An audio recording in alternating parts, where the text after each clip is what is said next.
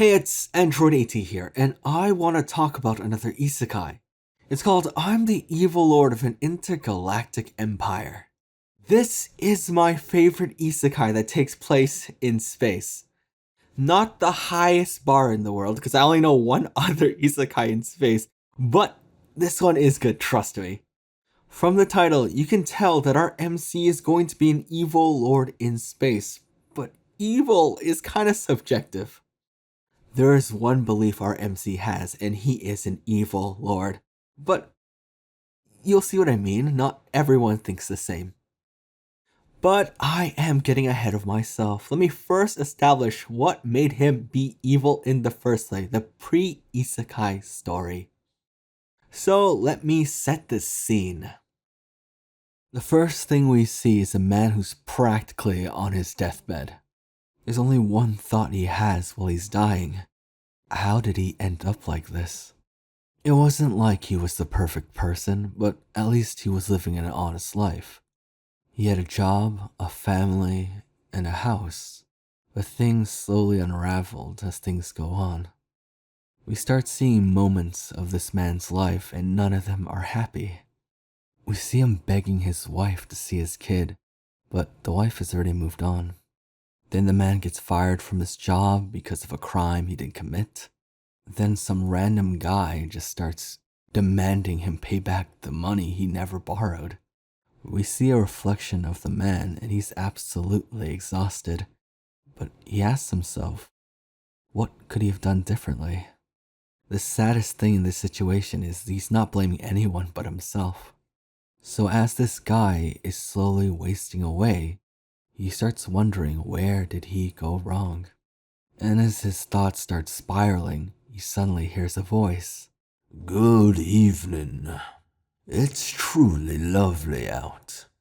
A being in black suddenly appears and the man assumes he's here for his soul. I am here for you, but I'm here to give you a more interesting option in the afterlife. I will be sending you off to another world, one far different from this one. Yes, let's see. You may refer to me as your guide. And as the guide is snapping his fingers, we are shown what the man's wife is currently up to. She is having dinner with another man while talking about how she wronged her ex-husband. With a smile on her face, she admits to forcing the man to pay her debts as well as pay child support for another man's child. So the man starts to get angry. Easy now. Please don't get mad. I only showed you this because you wish to know the truth. You always knew deep down, didn't you? It's no illusion you're seeing. This is happening right now. Then the man starts to realize there were signs of this happening. You're a good man, even when on hard times. You continue to pay child support and your wife's debt payments. Your reliability was met with lies and betrayal. Surely such cruelty can't be forgiven, yes? So, I've prepared a gift for you. You've only had misery in this life. Thus, I want you to become happy in your next life. What do you say? Would you like to try reincarnated in another world? The man thinks about it, but is more concerned with his ex-wife. So the guide snaps his fingers, and it is revealed that the wife is the one who framed him for embezzlement at work. And that was the final straw. The man finally understood that he was a fool and got played. This enrages the man. He wants to take revenge now. And this outburst causes the guide to snicker for a second. Unfortunately, your life is coming to an end. All I can do is give you a happy next life.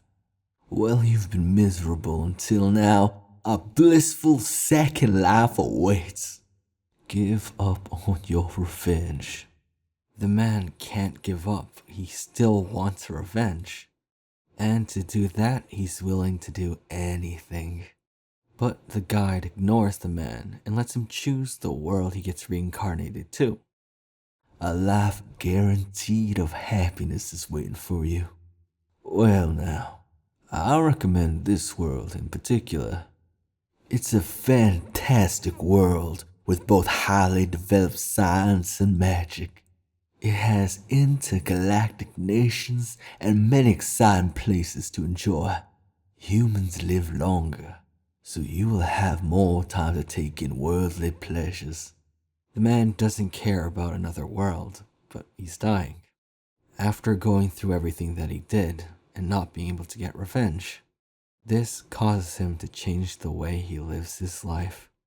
No more Mr. Nice Guy. He's just going to live his next life as evil as he can be. The guide continues to go over the world and explains in this futuristic world there is still feudalism. So the guide tells him that he will reincarnate the man as a noble.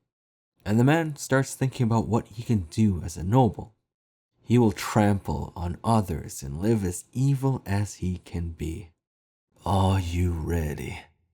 In that case, I hope your next life is a good one. So the man decides to take the guide's offer and enjoy his next life. And just like the title of this story, he will be an evil lord in space. So once the man dies and the guide confirms it, he starts laughing. The man got played again. It was the guide in the first place that ruined that man's life.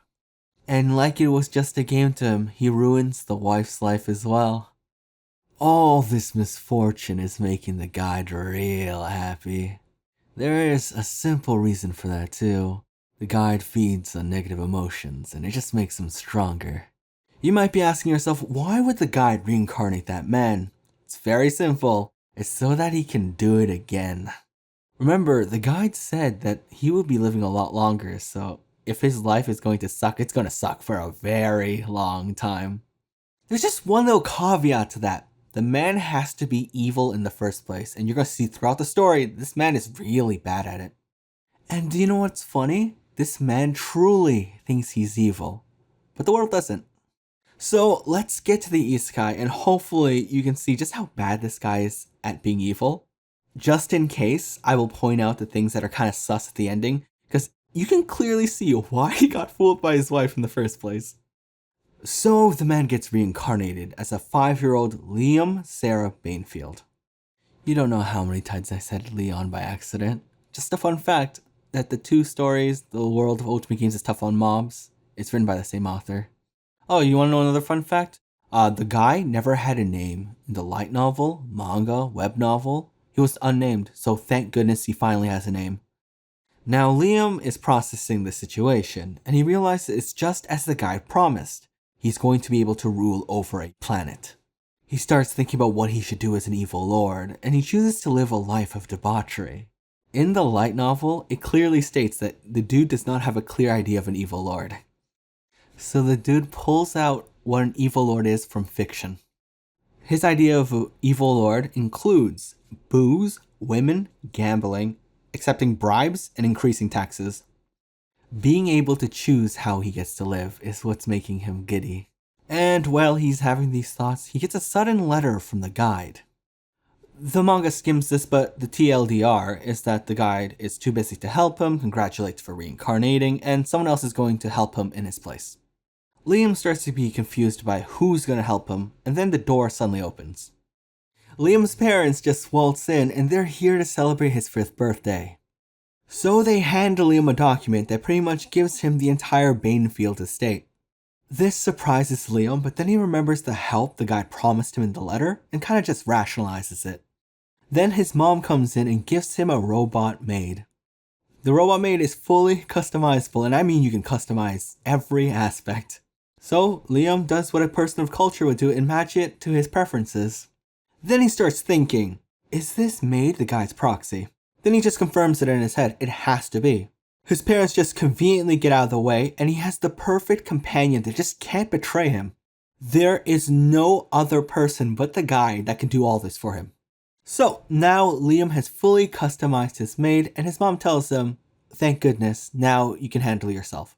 That's a weird thing to say unless they were planning to leave right after this conversation. Apparently, they have already bought a house on the capital planet, so right after Liam signs these documents, they are gone. The documents pretty much give Liam the entire estate, but there's one little caveat. He has to give his parents a yearly allowance. That doesn't sound like a bad deal, right? It's funny how the author had to include this because Liam has Isekai protagonist syndrome. He understands his position perfectly. He is a middle-aged man in the body of a child. So he just assumes that his parents just lost everything to a complete stranger. So he obviously signs the documents and agrees to paying the parents since it's the very least he can do. The chapter ends on these two thoughts. He has completely stolen everything from his parents, and he can't wait to push evil to the limits. Now, did you notice anything that was kinda suspicious? The first panel we see Liam, he is holding a toy because he is 5. It's easy to forget because this is an isekai, but he is 5, and he just turned 5. You want to know how we know that? Because it's apparently his 5th birthday, and his parents hand him a document. They want to give him absolute control of an entire planet. Just minutes ago, he was in his room playing with toys. That should be an obvious red flag, especially with how those parents are acting. They come in with all smiles, the dad is complimenting him, the mom is giving him a gift, and they just want one thing, for him to sign this document. Everything those parents did is a common sales tactic. They want to treat the customer like king just so they can get what they want. You can tell that Liam is very weak to these sale tactics because he got failed by his wife, the guide, and now his parents. And it works. Liam believes that he got such a good deal because his parents are dumb. The parents even made him feel bad enough to agree to the yearly allowance for doing absolutely nothing.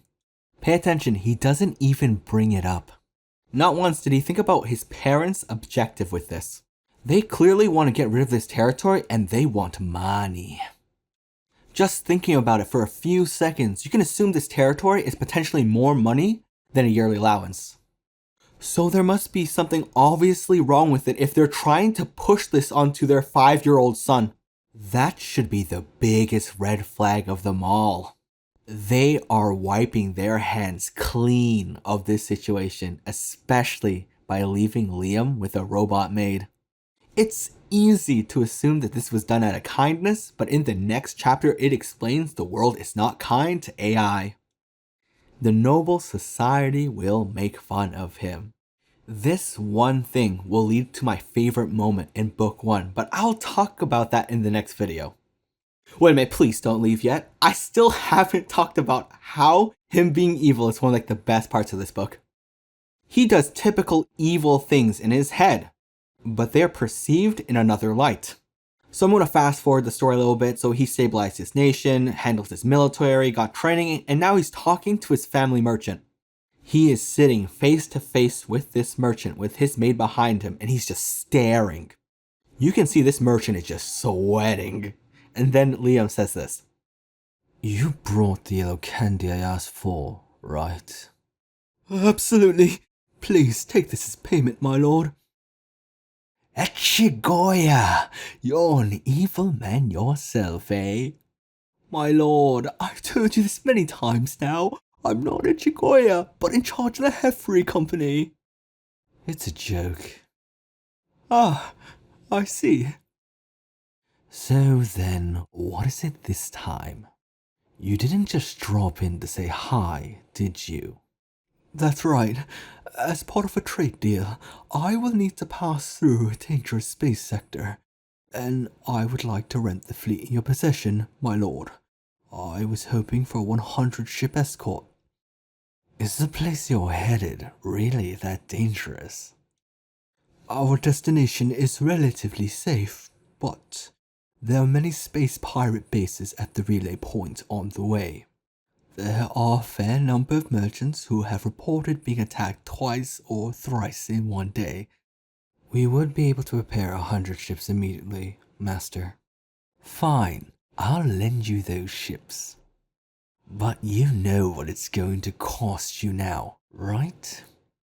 I understand, my lord, but, as you wish, I will prepare more yellow candy for you next time as well. That's key, but more importantly, I need to make a profit too. You'll make this profitable for me now, won't you? Absolutely. All right then. Amagi, make the necessary arrangements immediately. As you wish, Master. And that is the entire scene. It didn't really feel like anything happened, did it? It's because nothing did.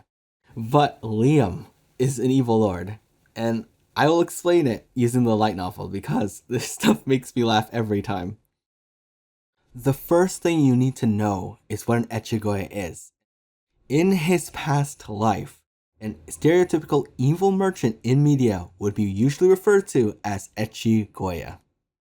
I'm going to tell you right now, it being from media is very important because the reason he chose this merchant in particular is because he was the spitting image of an evil merchant, fat and with a mustache. He just started calling this man Echigoya not because of what he's done, just by how he looked. The same kind of thing goes with the yellow candy that Liam asked for. Yellow candy is just code word for a bribe of gold. This is an essential interaction between an evil lord and an Echigoya. Do you know why Liam believes this? It's because he's seen it countless times in historical dramas. That also explains why it has to be gold. This world has more valuable materials, but Liam only reacts to gold because that is what an evil lord would do. You may think that Liam might have extorted that yellow candy from the merchant, but that isn't true. In the light novel, it states that Liam notices the merchant holding something and just assumes it's yellow candy. And he's right because the merchant already knows that Liam likes gold and this would help the negotiation. So it is just a gift, but Liam likes to phrase it as a bribe. Throughout this negotiation, in most of the panels with Liam, there's a literal shadow covering his eyes. So as a result, you just assume everything he's doing is nefarious, but pay attention to the conversation. The merchant is sweating, but not because he's scared of dying, but because Liam is such a great person. Remember how his parents gave him a territory? Well, it was debt-ridden and was really corrupt, but he managed to stabilize it. And I skimmed all of that. He might not have done it in the most just way, but in the eyes of his people, he is a literal savior. So to increase his odds of a successful negotiation, he gives gold. And he actually feels guilty about it. He knows the value of gold compared to actual valuable materials, but because the customer likes gold, he does it. And he feels bad. What kind of evil lord will elicit this kind of emotion from his subjects? Now, after receiving this bribe of yellow candy, he knows that the merchant wants something, and he attentively listens. He didn't do anything inherently evil in this conversation. He doesn't interrupt, doesn't extort him, or request anything unreasonable. He gives this merchant exactly what he wants and just states that I need to make a little money too. That's it. So in the eyes of this merchant, he really does respect Liam as a good ruler, which is the exact opposite of an evil lord.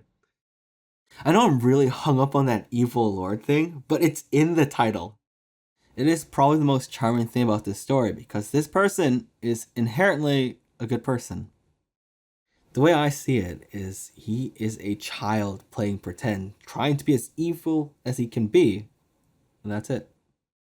Because at the end of the day, he is doing good things in the guise of trying to be evil, and he's not even aware of it himself. And I find that funny, which made me read a lot of the light novels, and the web novels, and the manga. So if you ever get the chance, read this story for yourself. And if you're still unsure, there's going to be a part 2 eventually, going over my 2 favorite parts in book 1.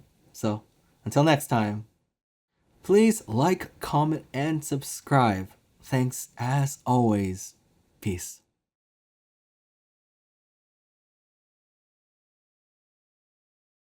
Oh, you're still here.